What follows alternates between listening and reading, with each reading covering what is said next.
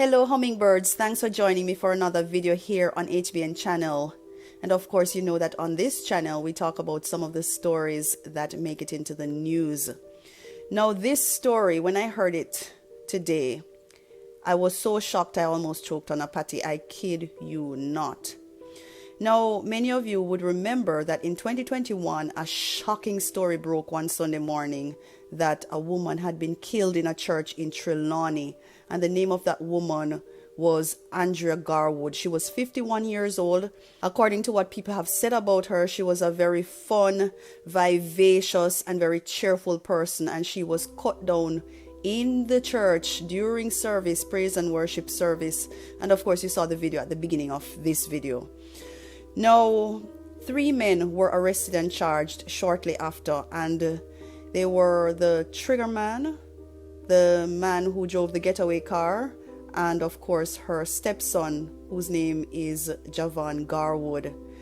And the driver and the trigger man, both of them pleaded guilty. But news came today that the stepson was handed down a not guilty verdict by the jury. And that's what this story is about. Now, if you don't remember that story, I'll put a link in the description section so that you'll be able to watch the original video of when it first happened in 2021. Now, I'm going to get into the story. But before I do, if you have not yet subscribed to the channel, please go ahead and hit the subscribe button and hit the bell as well so that you will be notified whenever we post a new video. And the headline says, "Stepson of banker murdered in church found not guilty." And the details. Andrea Garwood, the man who was on trial for the 2021 shooting death of his stepmother, 51-year-old banker Andrea Garwood, at the Agape Christian Fellowship Church in Falmouth, Trelawney, has been found not guilty. The jury on Thursday returned verdicts of not guilty on both counts of murder and accessory before the fact against Garwood in the Trelawney Circuit Court. The Crown today told the court that no further evidence would be presented against Garwood before Chief Justice Brian Sykes directed jurors to deliver a verdict of not guilty.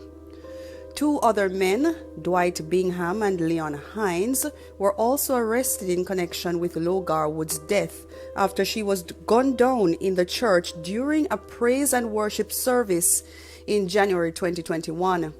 The triggerman in the slaying, Bingham, who pleaded guilty to murder and illegal possession of firearm, is to return to court on July 25, 2023, when sentencing is slated to be handed down.